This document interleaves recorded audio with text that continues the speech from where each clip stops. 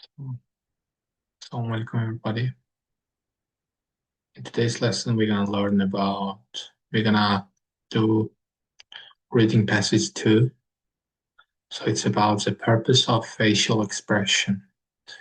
Yuzda bo'ladigan ifodani maqsadi haqida o'rganamiz. So what we have got today from questions. So there is matching headings, matching headings we have got, and completing the sentence. So as for matching headings, we don't read the questions first. Ya'ni 14dan 8gacha bo'lgan matching heading savol turlarida biz savollarni birinchi bo'lib o'qimaymiz. Nimaga? Chunki o'qiyotgan vaqtimizda tekstni har bitta qismi o'shanaga ilk 14 A ham to'g'ri kelayotganda bo'laveradi, B ham to'g'ri kelayotganda bo'laveradi, C ham to'g'ri kelayotganda bo'laveradi. O'sha uchun savollarni birinchi o'qimasdan tekstni o'qib olib, keyin chiqarib tashlash orqali 14dan 8gacha talasak bo'ladi. Ammo qolgan savol turlarini boshdan o'qib ketamiz, birdaniga javob ketish. So we may use more than once any letter. So it's matching sentence. Kim tanaff qilganini bilishimiz kerak. Focusing on the face in researching emotion is similar to researching large structure by looking at just small unit of it. Emotsiyalarni qidirayotgan vaqtimizda yuzga qarash bu xuddi deyapti, o'xshar ekan. Nimaga o'xshar ekan? Searching for a large structure by looking small unit of it.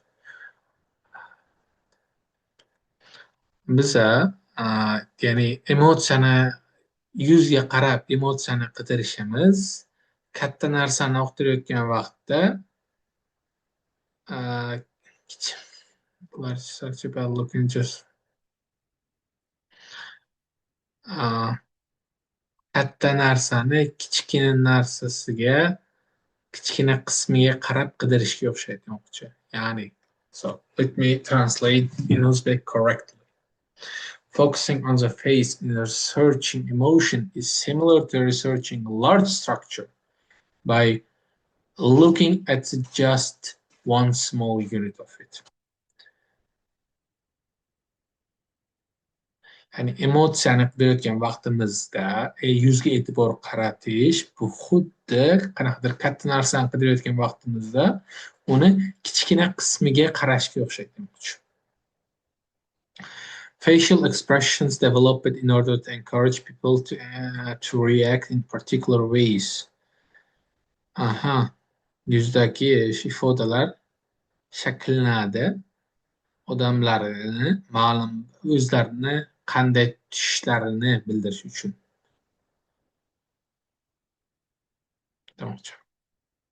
Also, certain researchers have different opinions about various points. They share some important ideas. Have different opinions. They share some important ideas. Both emotions and expressions can exist independently of each other in certain circumstances. Ikkala emotsiyalar va expressionlar va yuzdagi ifodalar ham bir-biridan ayro ravishda mavjud bo'lishi mumkin ekan. Can exist independently in certain circumstances. Ma'lum bir holatlarda. Okay. It cannot be proved that there is connection between facial expression and real emotion. Cannot be proven. Prove it, all right? Connection between facial emotion and ya'ni yuzdagi ifoda bilan haqiqiy emotsiya o'rtasida aloqa borligini ifodalashning iloji yo'q deyapti kimdir birodar bittasi. So we need to write one word only. In Friedland view, Friedland fikricha, something on somebody's face may be intended as an invitation to come nearer. Kimnidir yuzdagi nimadir? Friedlandning fikricha, kimnidir yuzdagi nimadir? Ya'ni qanaqadir kulgimi, xafagarchilikmi, yuzda qanaqadir emotsiyani ko'rsatish, katta ehtimol bilan emotsiya bo'ladi. Jilmayishmi, qovug'ini yo'ytirishmi, nimadir. May be intended as an invitation to come nearer. Yaqinroqqa kelish uchun taklif bo'lib xizmat qilishi mumkin deyapti. According to Finland, when we are by ourselves, we still use facial expression because we are having Finlandning fikricha, qachonki biz o'zimiz yolg'iz bo'lganimizda ham biz yuzimizdagi ifodalarni ishlatamiz, chunki biz o'zimizni xayolimizda kim bilandir nima qilayotgan bo'lamiz? Suhbatmi, qanaqadir dialogmi, nimadir qilayotgan bo'lamiz. We still use expressions. All right, because we are having in our minds. Manimcha, qanaqadir conversationlar bo'lishi mumkin javobi. Friendliness considers facial expressions to be something that can affect our context. Friendliness fikricha yuzdagi ifodalar nimadir? Qaysiki bizani boshqa odamlar bilan bo'lgan aloqamizga ta'sir o'tkaza oladigan. So let's start the reading. The use of facial expression for measuring people's emotion has dominated psychology since the late 1960s.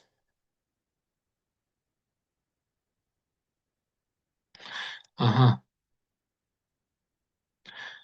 Ya, 1960-yillarning oxiridan buyon yuzdagi ifodalarni, odamlarning emotsiyalarini o'lchash uchun ishlatish psixologiyaga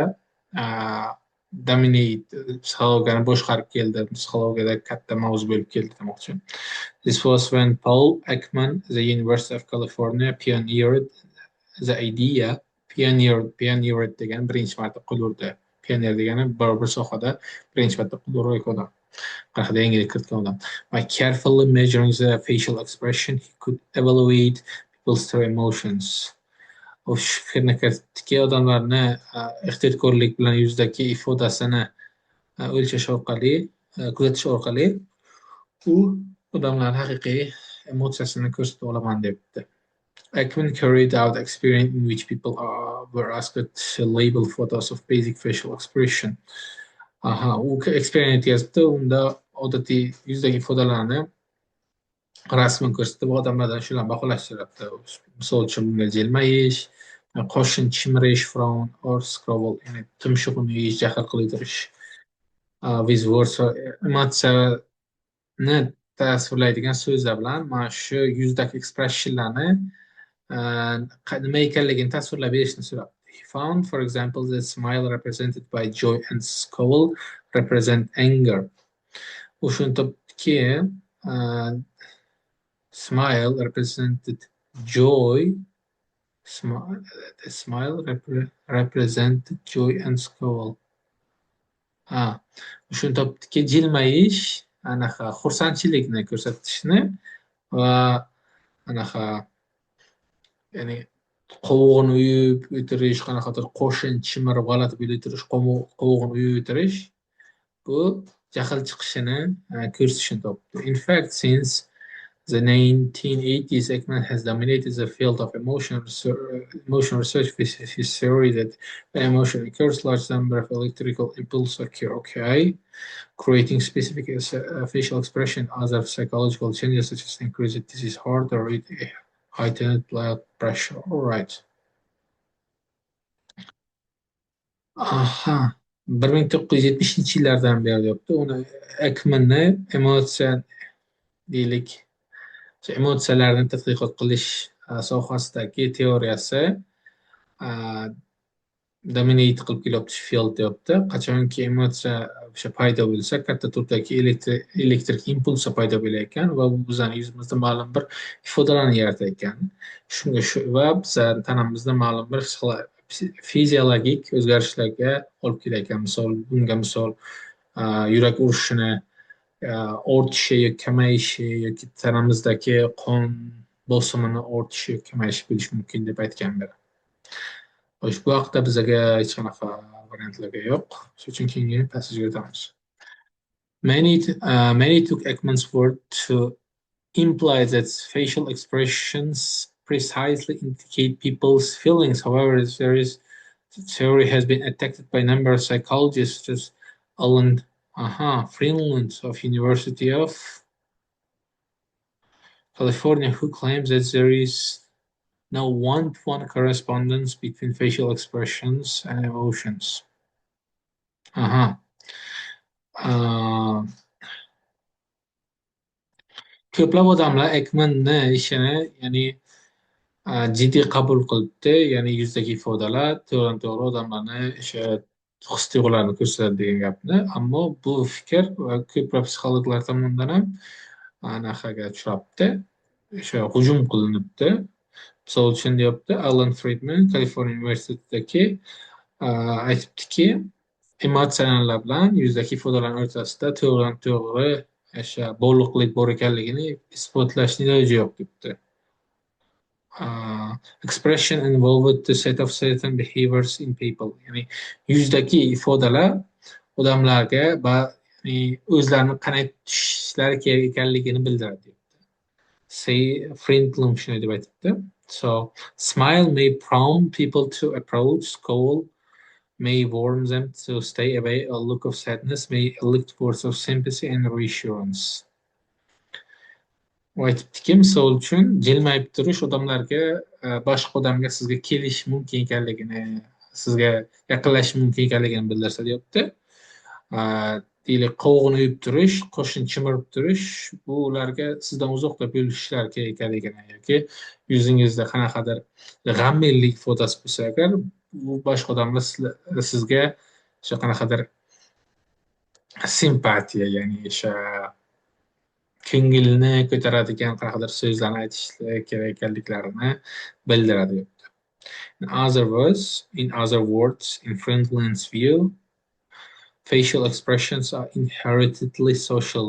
They involve not one but two more. Boshqacha qilib aytganda, Friedland fikricha, facial expressionlar nafaqat bitta odamni, balki ikkita va undan ko'proq odamlarni o'z ichiga oladi debdi. Even when people are alone, they're holding a dialogue. So we have got our answer. Dialogue. Yolg'iz bo'lganda ham ular internally, o'sha xayolida deyapti, boshqa odamlar bilan nima o'tkazyapti? Dialog o'tkazyapti. 25 topdik. This is a dialogue. Dialog o'zi esini yozib qo'ymanglar, chunki bitta so'z degan, bittaga yozib qo'yganlar.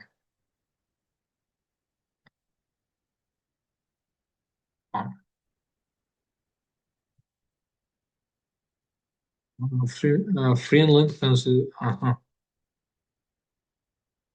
invitation to come nearer business or smile bo'ladi. 24 odamlarga yaqinroq kelishga nima bo'lishi mumkin?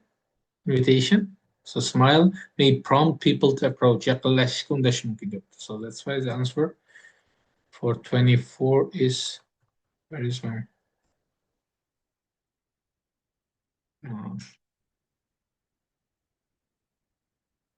right touch.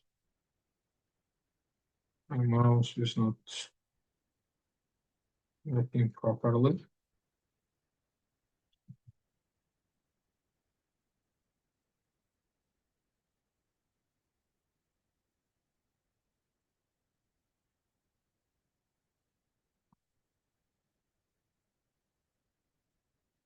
The answer is smile. All right. So we have got our answer for what? Matching sentence terms ijab keldi.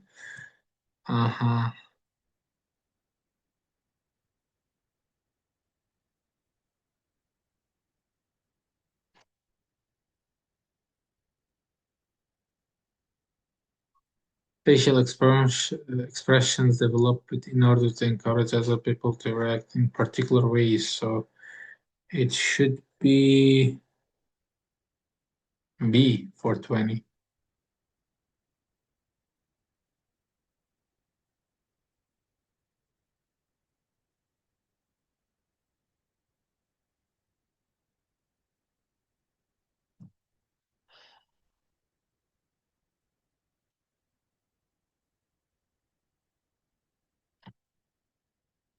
Ya'ni boshqa odamlar qanaqa qilib reaksiya bildirishga ekanliklarini ko'rsatyapti. Ya'ni kulib jilmagan payt oldiga kelishga, qovog'ini uydirgan bo'lsa agar u yaqiniga kelmaslikka, yoki qanaqadir sadness bo'lsa agar ularga qanaqadir simpatiya ko'rsatishga deyapti. Ma'lum bir yo'lda o'zini tutishga ekanligiga encourage qilib ko'rsatyapti.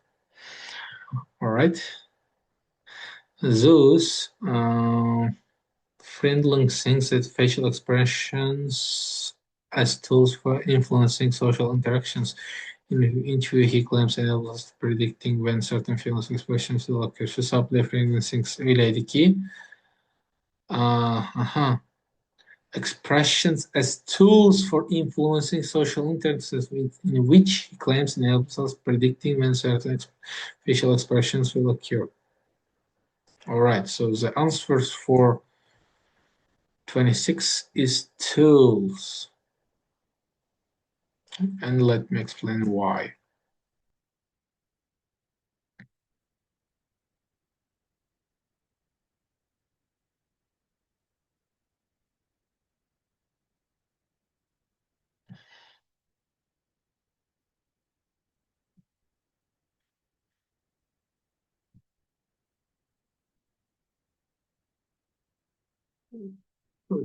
Shu sababli Franklin o'ylaydiki, yuzdagi ifodalar bu bizani ijtimoiy o'sha muloqotlarimizda o'sha tool bo'lib, qurilmas va qanaqadir shu suhbatlarni boshlab beradigan narsa bo'lib xizmat qiladi. Va bu o'z o'rnida uni fikricha bu bizaga yuzdagi ifodamiz begin predicting when certain informations will occur. Va bu narsa bizaga qachon qanaqa yuzga ifoda paydo bo'lishini predict qilishga yordam beradi, ya'ni oldindan aytishga yordam beradi debdi.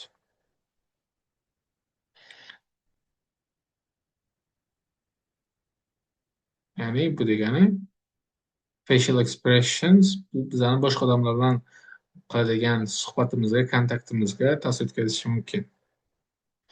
This in turn will allow more precise theories about social interactions. His studies find that expression occurs most often during pivotal points and turning points in social interactions.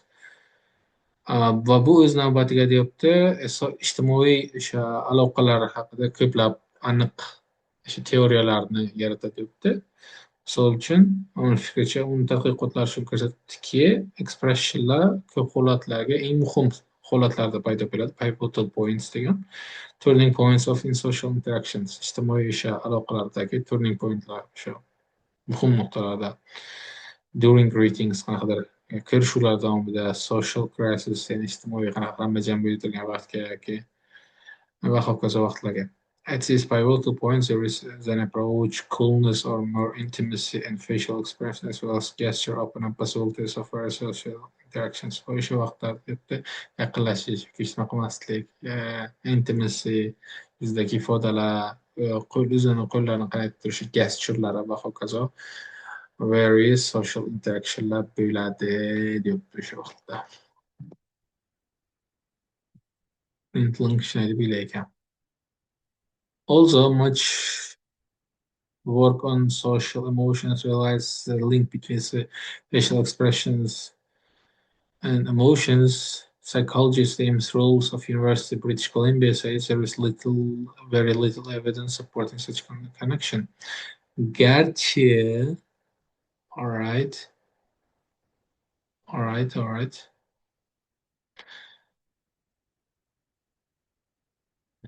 Garchi yuzdagi ifoda va emotsiyalar o'rtasida aloqa bor ekanligini, bog'liqlik bor ekanligini haqida ko'plab ishlar bo'lsa ham deyapti. Psixologik James Russell British Columbia universitetining o'sha psixologista aytgan ekanki, uni there is bunday o'sha bog'liqlik bor ekanligini qo'llab-quvvatlovchi juda ham kam dalil bor debdi. There is some sense in which faces express emotion, but only in the sense that everything expresses emotion. Uni aytish bo'yicha yuz bizani emotsiyamizni ko'rsatadi degan gapda ozgina o'sha ma'no bor debdi. Ammo boshqacha qilib aytganda but only in the sense, ammo boshqa qilib aytganda everything expresses, ya'ni hamma narsa bizani emotsiyamizni ko'rsatadi. Yani aytmoqchi bo'lgan gapi to'g'ri, sizlarning gaplaringiz to'g'ri.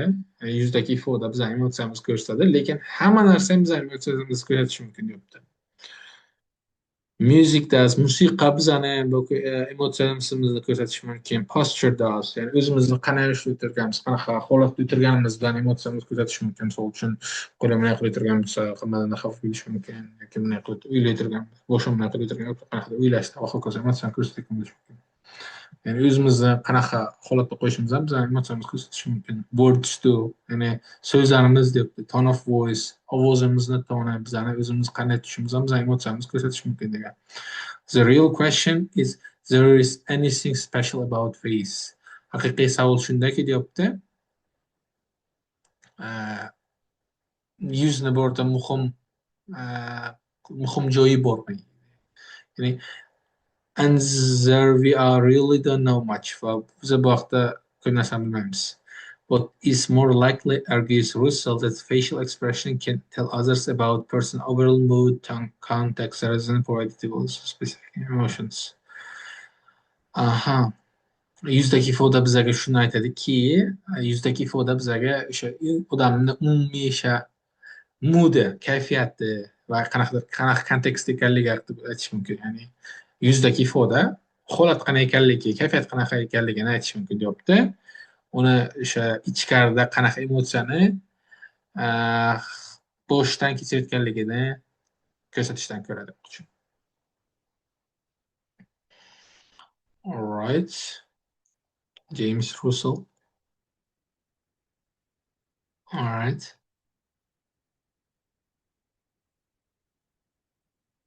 So it should be, what can I see? It should be C. It cannot be proved.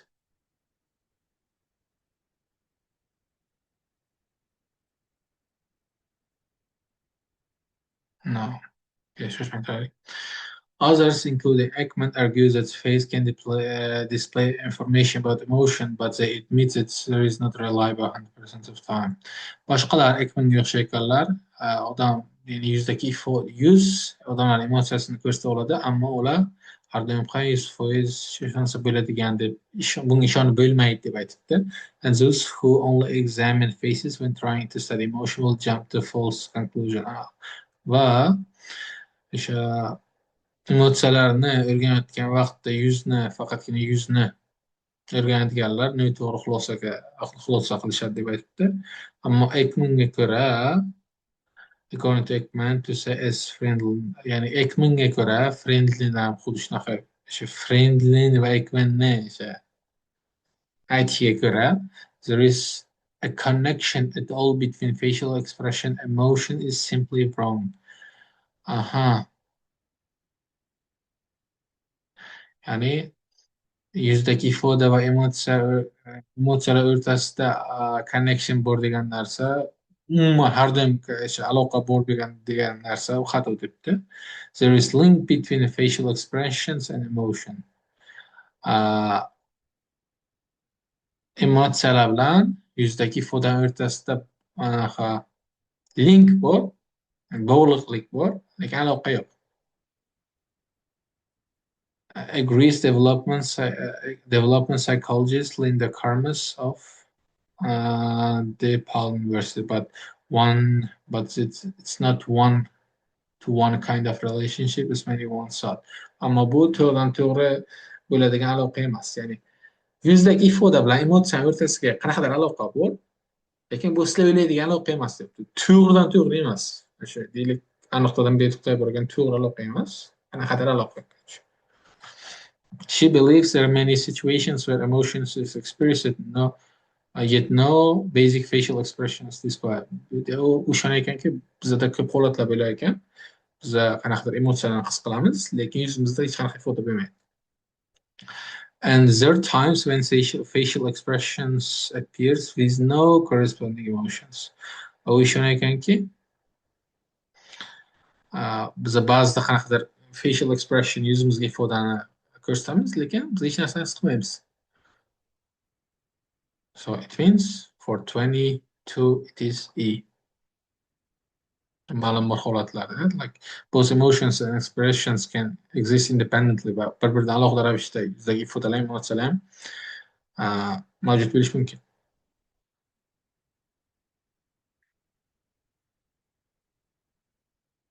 Mhm.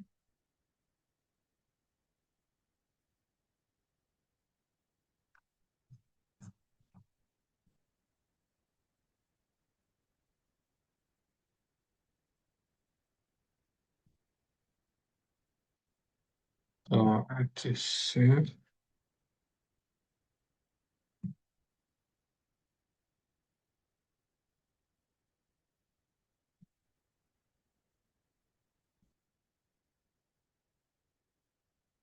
mesela iyi olduk. Joseph Campbell aytmaydi-ku, Linda Carmos aytadi 22ga. So it should be D.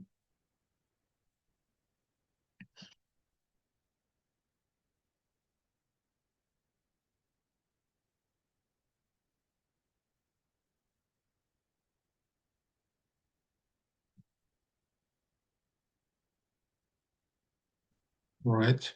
All right. Ekman's theory states that if emotion comes on slowly or it speaks, the feelings when it be strong enough to trigger expression, this will simply Ekmanning nazariyasi bo'yicha qanaqa emotsiya sekin kelsa yoki o'rtacha yaxshi emotsiya bo'lmasa, bu yuzdagi the film is strong expression bu yuzdagi ifodani o'sha ko'rsatish uchun kamlik qilish mumkin deyapti. This was explained by there can be sometimes be emotion without expression. So shu sababli deyapti, ba'zi bir biz emotsiyani his qilishimiz mumkin yuzdagi ifodamizsiz. In addition, cultural laws which determine when the people certain cultures display emotional expression can prevent this thematic process from being completed. Va bunga qo'shimcha ravishda ma'lum bir o'sha cultural rules, ya'ni ijtimoiy qoidalar bor, qaydagi odamlar emotsiyasini ko'rsata olmaydi, ko'rsata oladi. Shu sababli deyapti, bu avtomatik ravishda bajarilishini oldini olish mumkin deyapti. Ijtimoiy qanaqadir qoidalar, ya'ni misol uchun deylik, taziyaga borib kuliy o'tirmaysizlar, jilmay o'tirmaysizlar. Kimdir kulgili yoki qanaqa narsa aytsa. Facial expressions involved in humans as signals to others about how they feel, says Ekman.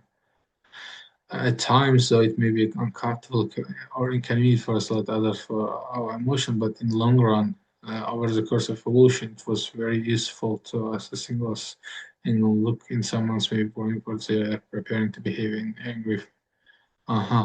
Facial. All right. Yuzdagi ifoda odamlarga ular qanday his qilayotganliklari haqida, o'zlarini qanday his qilayotganliklari haqida signal vazifasida ishlab kelgan deyapti. Akmalning aytishi bo'yicha, ba'zi vaqtlarda biz o'zimizni nimani his qilayotganligimizni odamlarga aytish noqulay bo'lishi mumkin. Ammo but in the long run, over the course of it was useful ammo deb umuman olib qarasak, bu bizaga signal beruvchilar sifatida foydali narsa bo'lgan. Ya'ni kimdir yuzdagi shu jahl bu bizaga o'zini o'sha jahldor tutishini bildiradigan vosita, signal bo'lib xizmat qiladi deb aytyapti. Ya'ni kimdir yuzidan jahl chiqayotgan u qanaqadir jahlni ko'rsatdi, nimadir qilishini bilasizlar. O'sha narsa aytmoqchi. Aha. All right, so starting with this response, matching webcam or headings bir marta ishlatishamiz. buyog'ini bo'ldik. So we have got only two left. The last paragraph. Also, Finland disagrees with Ekman on certain matters.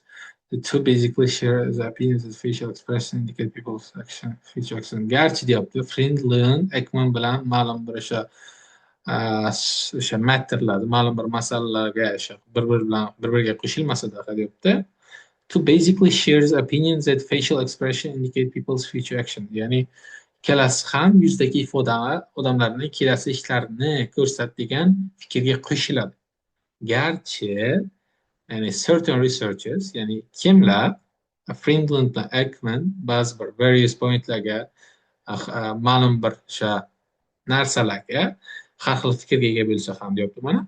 They share some important ideas. Ya'ni ikkalasi ham o'sha emotionlar odamlarni kelajakdagi harakatlarini ko'rsatadigan narsaga qo'shilyapti. O'sha uchun bizga bu gapni kim aytyapti? Actions. The area of dispute between Friedland and Ekman throws attention away from the mere areas of agreement, says Joseph Campus. Bu gapni kim aytyapti? Bizga Joseph Campus deyapti. Ya'ni Friedland bilan Ekmanni o'sha bahsi bizani diqqatimizni boshqa tarafga olib ketadi debdi. Kelajakka qaratmaydi debdi. Ya'ni ikkalasi ham ma'lum bir narsalarga qo'shilmaydi, lekin ikkalasi ham qo'shiladigan narsa bo'lib debdi. So, Joseph Campus, 421. Let me, God damn it. It is E.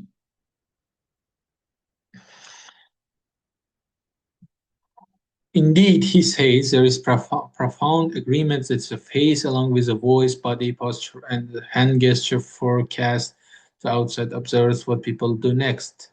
Haqiqatan ham u aytadiki, there is profound agreement that juda bu yerda debdi, juda ko'pchilik qo'shiladi, yuz, ovoz, o'sha tanani, ya'ni body posture, ya'ni tanangizni qanday tutishingiz, and hand gesture va qo'llaringizni harakatlantirish odamlarga siz bundan keyin nima qilishingizni ko'rsatadi deyapti.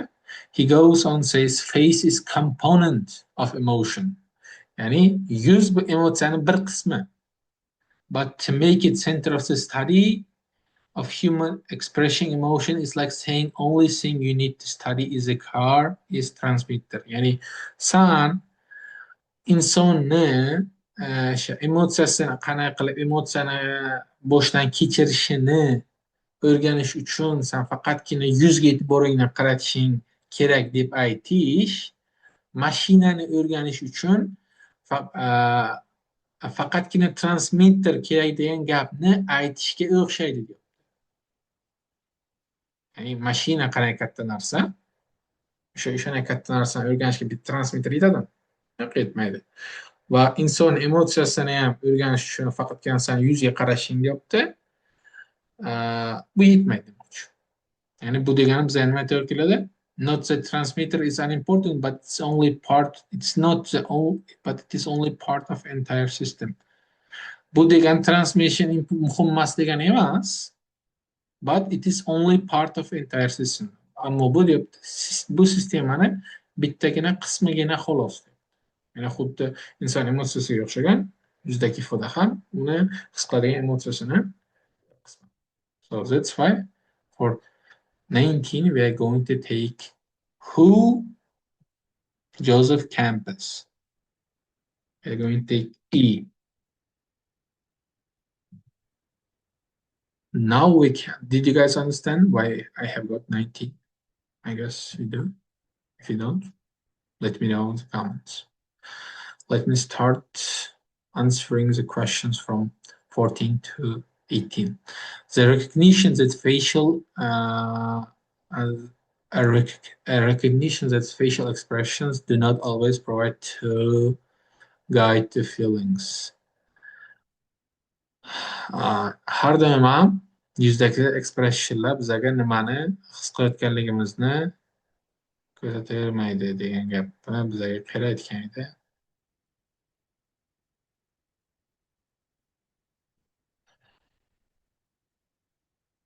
bizaga iga aytgan edi, biza qo'llatlab bergan. Qayerdaki biza do not always provide true guide to feelings. Ya'ni biza ba'zi vaqtlar biladiki, biza emotsiyani his qilamiz, yuzimizga hech narsa bo'lmaydi va yuzimizga ba'zi narsa bo'ladi, lekin ichimizga hech narsani his qilmaymiz degan gapni kim aytadi bu yoqqa? I paragrafga aytgan edi. Shuning uchun the answer is going to be E. Examples of ways that person facial expression can affect someone else. Ya'ni odamni yuzdagi ifoda boshqalarni qanday o'zini tutishiga ta'sir qilishiga example debdi. Qayerga gapirgan edi? Ya'ni kulib o'tirgan bo'lsangiz, o'g'illariga odam kelishi mumkin. Jahling chiqib o'tirgan bo'lsa, san kelishdan qo'rqishi mumkin. Yoki qanaqadir yuzingga sadness bo'lsa agar, sanga o'sha simpatiya berish mumkin deb mana bu yerda B paragrafga ham beradi. That's why it's going to be B. Reference for hiding emotions. Emotsiyani yashirishga bo'lgan sabablar. Bu yoqqa cultural sabablar sababli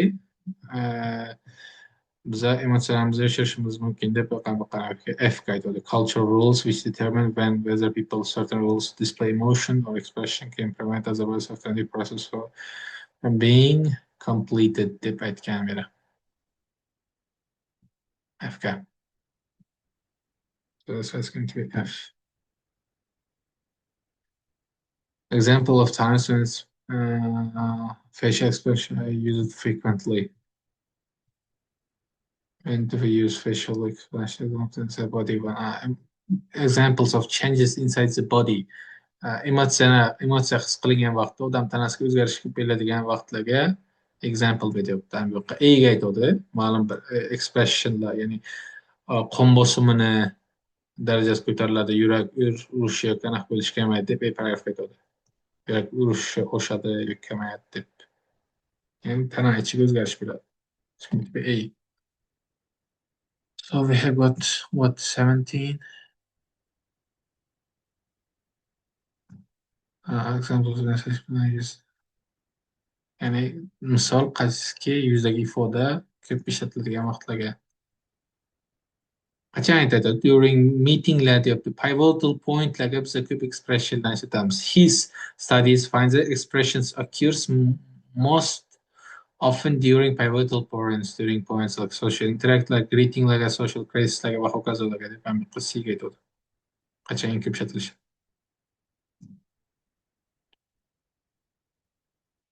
Come on, don't need it. It's going to be for 17. See, people. I guess I have answered all of them.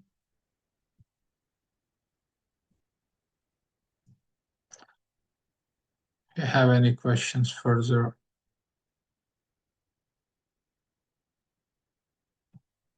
let me know in the comments. Then I will answer all of it. Till then, have a good one.